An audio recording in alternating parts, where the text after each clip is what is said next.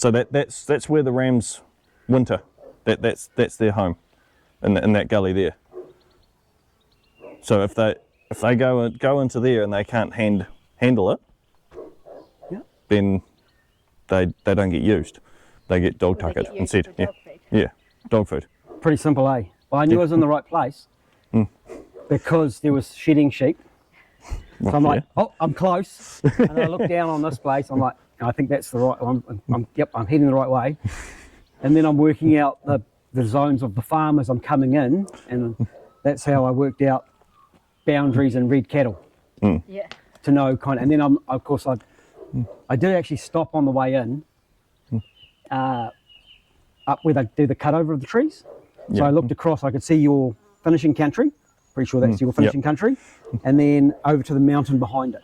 And so I'm looking down and I'm like, there's hills here that are almost as high as the mountain, but they're made of grass and soil and grass, not rock. Yeah. It's not. It's the contrast, of course, it's not because of the angles we're on. You know, So we'll get snow on our top point. Yeah. On our top point. snow. Cool. Yeah, we've had the best snow dump we've had is 30 centimetres in the paddock out here. Is what we had, and Mum and Dad were still running the place at that point, and they had no power for 10 days. 10 days. 10 days. There was at Mataroa, where you'll going close to the town, there was still snow there like a week later. Wow. Yeah. To give you an idea, from the house here up to over the top of that high point there, it's 300 metres. Okay, lift. Oh, yeah. We know that with the drone, so you need 300 metres of climb to get over the top of that hill for the drone from here.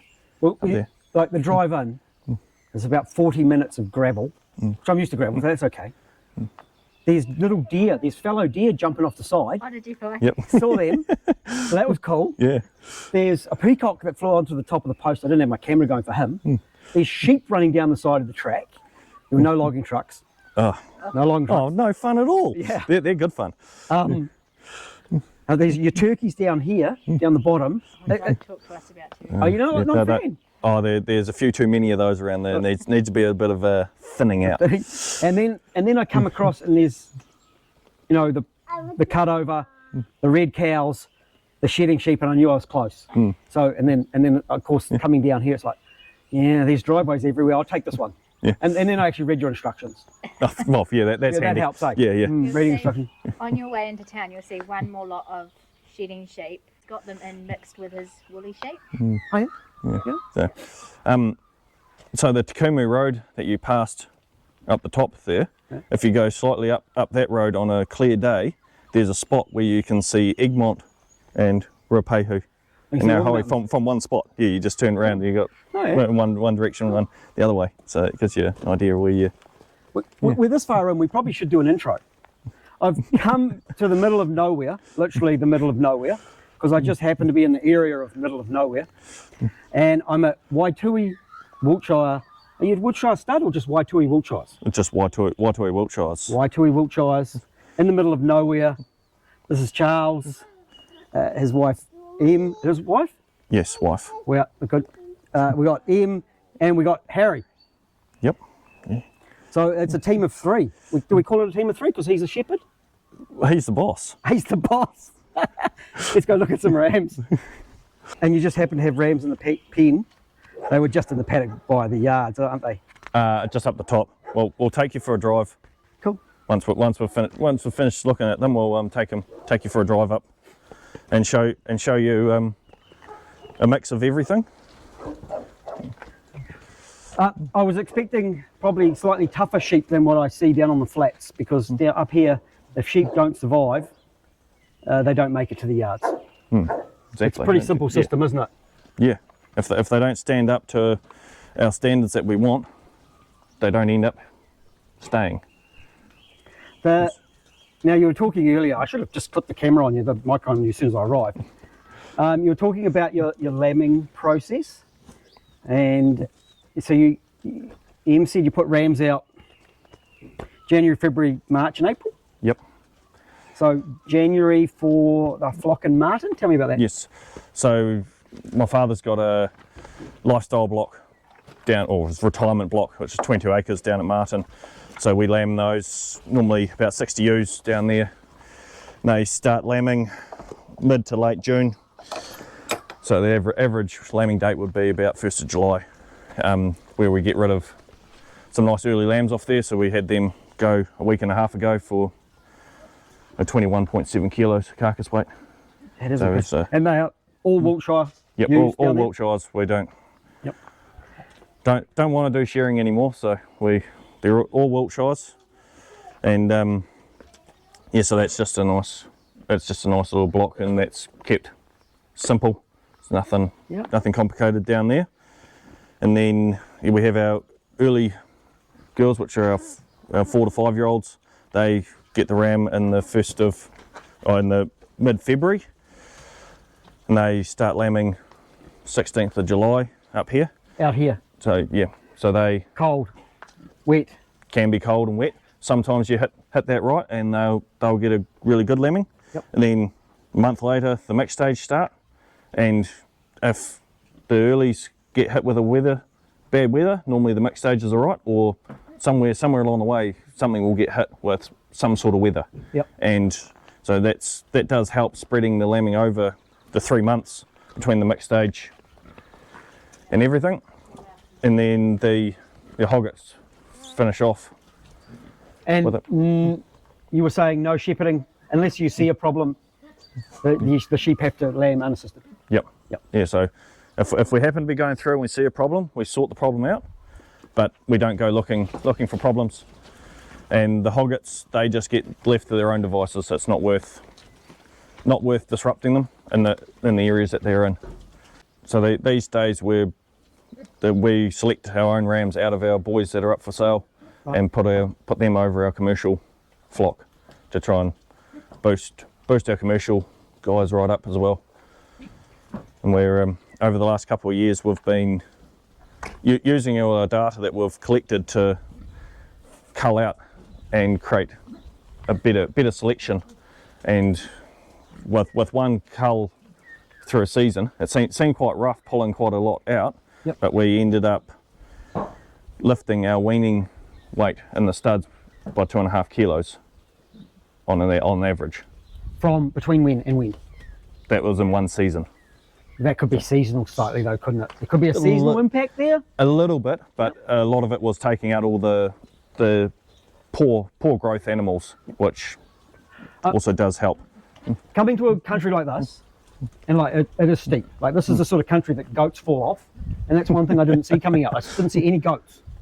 That's actually surprising. You see the deer, but quite often you'll hit a mob of about 30 or 40 goats. But probably if you looked in the right paddock along the roadside, there'll be goats running around. I was looking when I wasn't paying attention to the road. It's sort of a road you want to pay attention on, though. Yeah. I was expecting smaller animals. So I'm really pleasantly surprised at the size of these animals. I got some of you guys at home. G'day. G'day. G'day. G'day. Right. A move to fielding sale yards this year. Yeah, so we're trying a more central location for them. Yeah, just to try and make it easier for people to get to. Yep. You got people that are coming from the Taranaki, yeah, Wanganui, the Manawatu area, Hawke's Bay. So it's a little bit more of a central area than dragging them all out here. Easier drive for them too. Well, yeah, but they don't get to see the scenery though. And they don't see the country that the stock are coming from. Like and I really like to see that. Yeah. But at the same time, it does make a lot of sense to head down into fielding. We will still have our female stock sale at the end of January here. Oh, yeah. That's logistics wise, it'd be too hard to ship everything down there because, well, you saw the driveway, you can't get truck and trailers up there to load out. And well, anyone who has loaded lots of Wiltshires on trucks, some truck drivers don't appreciate having to transship them too many times. So that's interesting too, because I come across Wiltshires that are incredibly quiet. I was expecting free moving sheep here because you don't shepherd. You know, they're coming to the yards less, and I can see they're a little bit unsettled with me being here, but not totally. So again, I'm actually pleasantly surprised. Like this fella here, like I can't quite, you know, here I'm 1.5 meters from him. Look at that. And he's quite calm with me. They're settling down real fast. So that's also pleasantly surprising. You know, they're not trying to jump the fences like some are. Yeah. So again, I'm pretty pleasantly surprised. Well, we try and work them when we do handle them. We work them nice and calmly to try and keep them as settled as we can.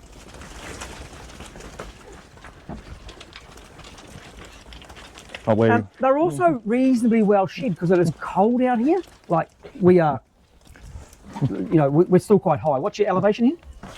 1,000 feet at the junction. Down, okay, so down you're pretty similar to me. I'm 1,100 where I am. That's still pretty high, and it's still pretty cool. It's a nice day today. Yeah. But it's been quite cool down in here, and they're still really well shed. You know, this guy's doing a second shed. He's done his main shed, and now this guy's got his cowboy chaps on, but he's done a shed down his neck, and he's doing a second on his body. Well, that is one of the selection deals. Yep. And what you see here, there is, so the catalogue's there. Yep. But nothing is guaranteed until they go on the truck to fielding. So if nothing is guaranteed that'll be in the sale. Yeah. So they've still got to get through a final selection. So this is the main selection of rams for the sale. Yeah. So this will be the ones that are in the sale, and there's 7 in here that I'm pulling out for myself. Right. So they'll come out in the next couple of days and go into another paddock to make the trip to fielding easier. So how many catalogue? There's 30. Right, yep. So we have already pulled one out that I think he had a bit of a fight and ended up damaging himself. So we've just pulled him out. So that will leave hopefully 29. But again, if there's something that we don't like as they're going onto the truck, then they become sausages. Yep. That fixes that problem. And they make bloody nice sausages, actually. Yeah, they do. Absolutely. Yes. Especially with some of that venison mixed in that's around here. Put some venison in there. Yeah. Beautiful sausages. This guy, isn't he beautiful?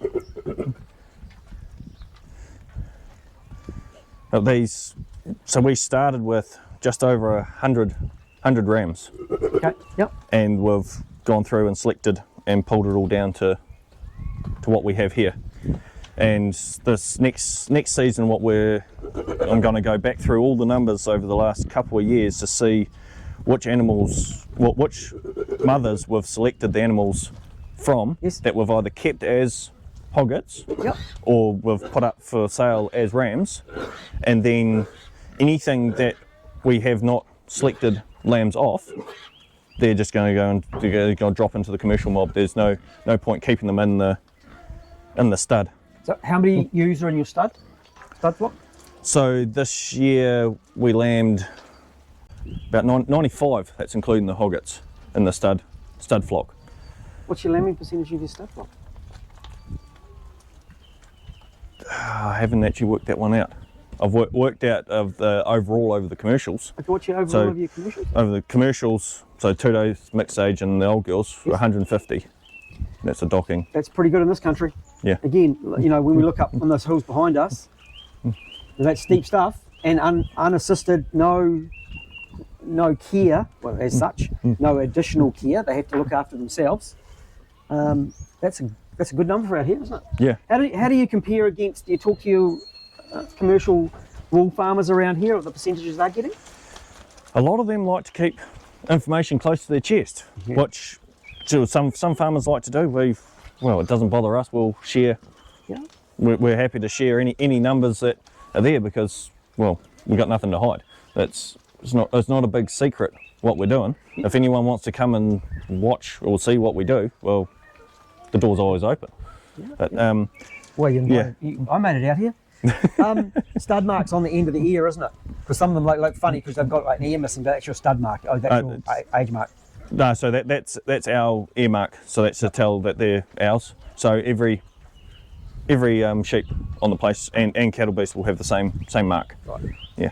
So and that also marks their sex. So the right ear is a boy, left ear is a girl. So that tells us how it is. In the wild west of New Zealand, where clean skins still exist and people will claim them, They can't Yep. claim them because that's your mark. Oh yeah. I'm just not used to it in a stud ram situation. It's a little unusual for me. Getting used to it, I was like, oh, ears. Oh, wait, they've all got it. So, Yeah. are you happy enough with the feet quality of your rams? These boys, yes, and that is quite a high criteria Yep. for us in selection. So we spent a lot of time sitting them on the concrete here. We scrape out all the concrete and make sure it's as clean as we possibly can. Yep. So you can get a really good look at their feet, how they're standing, and everything else. Yeah, the gravel out here, sharp stones, this sort of stuff. Yeah. Not ideal for sheep's feet. That's the one where they walk into the yards and then they limp out. But that's the normal stockyards in New Zealand. Well, that's yeah. what we have. Yeah. So they have to deal with that as well. I'd love to say we could have a dirt yard here, but when it comes time, where you're standing there, you probably would want your gumboots on. It can get to that sort of stage. The hen house wall there can get painted with mud quite quickly. Now, of course, your stud is still recorded. I find them at Improve. Yep. From a point of view of it being a small stud and getting your benchmarking, you don't have a lot of benchmarked animals yet, do you? No, we don't have any. I was actually talking to Amanda Harris from Mill Valley the other day when we went up to their sale. They had the last 2 years I've had rams up for sale that were side by some of our rams. Oh yes. And the last 2 years they actually topped the price for the sale. Did they? One of our side ones, Cool. Which is awesome. So we're working on actually swapping a sire this year to That would be awesome. get the benchmarking going. Yeah. So that's what we're. I certainly see it. With getting those benchmark sizes really important, because you guys as little guys, you're quite relatively small. Yeah. You do get hammered on sell, so Improve almost becomes worthless when comparing you with other flock. So it really becomes a within flock comparison. Yeah, and that's it. But there's potential that we could expand the stud to a couple of hundred animals and end up with 100 rams to sell. But at this stage, we're looking for quality rather than quantity, and that's what we're working hard on, to get that really top-notch base flock, and then once we have that, then we'll look at growing it a bit bigger, because we want to put out the top quality animals out there rather than the quantity. Finding your market too, I think. You're breeding a slightly different sheep to some of the flatter guys. You've got, you're trying to breed a sheep that's also got to survive on those hills. And of course, you take the sheep off those hills, you put them on flat. Most of them will grow very well. They will do better than what you can do with them, because your natural challenge on those hills, those sheep have to be running up and down those hills. Well, yeah, So these boys have to keep up with the ewes, because, well, a lot of the times the flat country up there that you saw on the way in, we're running the ewe lambs and fattening lambs up on that country, so the ewes get the rams out on the hills. So these boys have to keep up with them, and if they can't keep up with them, then scanning's going to be a bit average. But how many ewes in your commercial flock? So, well, there's 400 hoggets, and we put about 1,100 to 1,200 ewes to the ram each year. And then no scanning data. You just, as far as it goes, you don't scan. They come in. Oh, we do scan. Oh, you do scan? Yep. So we do scan. And then so your culls go off. Yep. So anything that's dry goes to the works. Yep. No questions asked. In the commercial as well as stud form. Is that hoggets as well? Do hoggets get a little bit of lenience? Hoggets get a little bit of lenience, but they get chucked in a real back gully and then see what comes out of there. Okay, yeah. So they have to be again. They get screwed down, Yep. and they have to survive in that a little bit harsher environment. So tell me about, if we go through these rams, your ideal ram. What are you looking for? Tell me which one of these rams suits the criteria that you like. And is it this fella here he's quite big, and we got this, we're a little bit deeper body in here.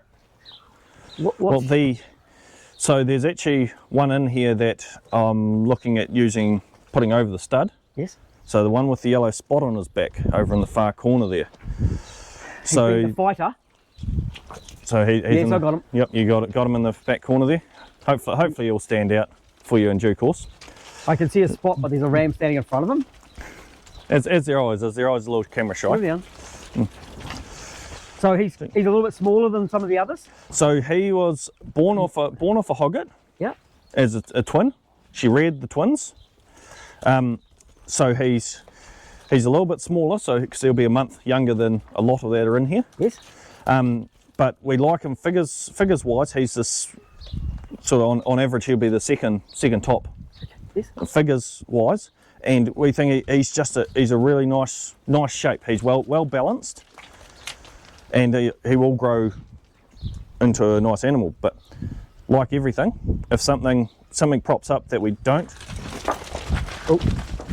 approve with him, that's not guaranteed. So yeah. What's your FE like out here? We don't get FE here. But you don't get any? No, but we're now into our second year of testing for it. Okay. So So you're gram guard testing? yep. And how are you going on that? This year was we've got better results. Next year we're looking at upping the rate a little bit over a few and seeing how far we can push it. What did you test at? That's a great question. I should have. Yeah, Yeah, I just called in, so Yeah. I don't expect you to have every bit of information. But you are testing. That's good. Yeah. Your little guy here. I still call him a little guy. He's not that little. But he is well put together, isn't he? Yes. He's well shaped and well balanced. And he's standing a bit funny. Just when they go, you're trying to get a video, and he's just a little bit tense. Yeah. So it's hard to get a real good. Yeah. A real good photo of him and a picture of him. There he is. He's standing quite nice there, a bit more relaxed. Yeah. I like him. Yep. And if he's got the numbers to go and he's structurally looks good. Yeah. But again, like if something between now and the time we use them props up that we don't like, then he'll go the same way that everyone else does. Well, So it's not. depending on you also got the fact that if he doesn't quite make it, you've got an option of using him in your commercial flock as well, don't you? Well, yeah. So yeah, exactly. Realistically, your commercial flock will be getting the hand-me-downs from the stud flock, won't they? So any ewe lambs that don't quite get through, any ewes that don't get through, they just go into commercial. Yep. That would be their second chances they become a commercial animal. And the rams get used. Some of the rams, of course, you're going to be trying to sell some. You've got to get an income. But of course, they're going out over the commercial. We're going to be some top rams from your choice, isn't it? Yeah, because you've got to. Well, the money is we need to be improving our commercial flock. So what we aim to do, and what we've managed to achieve the last couple of years, is 50% of the male lambs born off the two-tooth and mixed stage gone before Christmas, straight off mum. And that's really interesting because last year you showed some photos of some milk lambs leaving. Yep. I'm not sure if it was the end of November or in December. You had it on your Facebook. Yep. And they were 37.5-ish kilos. Yep. With 48% yielding, which means it's an 18 kilo carcass. Yep. Which is pretty good. Again, off this country, that's pretty good going, and pre-Christmas. Yep. Well, so that pre-Christmas lot last year, off the top of my head, we ended up with a 17.8 kilo average carcass weight. Well done. Pre-Christmas. Pre-Christmas. And they're gone. And are you able to finish the remainder of your lambs by doing that? Yep. Or We finish everything else. Nothing goes store from here. Okay. Everything is finished. Yeah. And then you sell some ewe lambs, so you move some ewe lambs at the end, or in January you move some of your ewe lambs. How were they received last year? Good. We've had some really good feedback from guys, and people have brought last year and previous years really like the animals that we're able to supply them, and they reckon that they stand up to everything that they throw at them. So yeah. I'm really impressed. I was expecting a little bit of a smaller sheep because of the country you're on. I'm liking some deep bodies. You know, there's always going to be some rams. When I come out here to this place, there's always going to be some rams that I don't really like. Well, we got one in front. I don't really like this kind of sheep there. But then you get this over here. Oh, there's a couple of little fellas that, you know, that they've got that deep body. Oh, this fella here with the deep body. I really like that. And that's, of course, you've got to breed for your buyers. And some buyers, if they're wanting to add size, that's the sheep for them. If they want to pull size out, that's the sheep for them, depending on data and adult size, of course. Because I can only see part of it. We can't go totally on the animals. We've got to look at some data. I'm only looking at half the animal, aren't I? Well, yeah, I've got the other half in my pocket for you to have yeah, I saw that. Yep. for you to take away with you. I do normally come a little bit more prepared, and I've normally gone over it. I'm like, can I look at this one? Can I look at this one? I want to have a look at that one. Because it's a very impromptu trip, an impromptu visit, and we're also seeing rams pretty much as they came out of the paddock, which from a buyer's point of view, I think it's fantastic actually, because you know, you can see the country they're in. When they come to the fielding sale yards, they're not going to be able to see how steep these hills are, and they're not going to see the rams in this sort of state. So it's another week. It's a week to go, eh? Next Friday.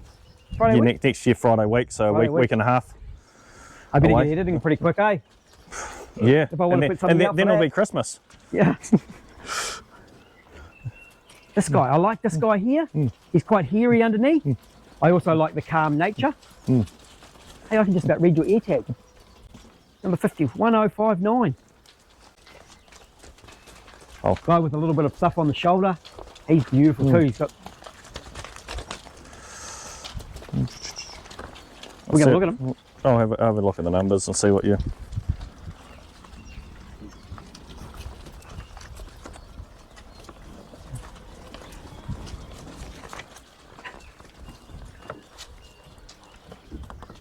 Okay, buddy.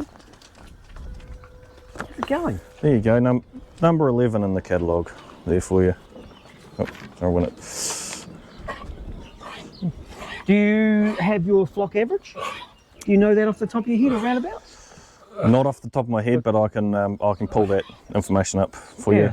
Because of course when I'm looking at numbers in a catalogue like this, he's a Mill Valley style ram, but of course I don't. Wait, got it. Without knowing the average, it's very hard to actually really make a good assessment where he's. So I can't actually. Yeah, I could guesstimate the numbers, but it's easier to actually look it up and tell you the actual numbers. Yeah. Because. Well, I'm liking what I'm seeing. Are you lambing the stud ewes in the August lambing? Yes, so they'll be the August. The August lambing. So the average birth date of the mixed stage of these would be 1st of September. Okay. Yep. So that's be on average. Then a little bit later than a lot of the rams I've been looking at that are well in the August born mark. Yeah. My average birthday this year was the 3rd of August on my mixed stage in Tudors. I had a very successful, very compact lambing. This guy, even though he's got chaps on, was that number 59? I didn't actually look at his number. Yeah. He's nice. Hey, buddy. I've had a habit of buying the biggest sheep out there, and so now I've got quite a bit of range in my ewes. It's just the way it's kind of worked out a little bit. So I'm trying to put a little bit more compactness into my ewes. But you know, when you look at something like this, that's number 59. You know, it's very hard to go past a ram that comes out and he says, "Here I am." Here's another one, like they're posing. You know, look at these three. I go out like this. There's 3 rams that are just posing for us, going, "Here we are. Look at us." And look at those. They're beautiful. Right, shall we go have a look on the hills? Yeah. Well, I'll run these back up to the paddock, and you can come for a drive and see what's. Yeah, I won't take my camper van up there, eh? Well, it would be entertaining with the 3 mils of rain that we had overnight. It would, yeah, I think you'd find yourself in a little bit of fun. Right. Fantastic. I'm really happy with how they've settled this year. They're beautiful. Yeah. Because yeah, often you get them in the yards and it takes half an hour for them to actually calm down and get used to you. But yeah, this year, not sure exactly why, but they've decided that they'll settle nicely.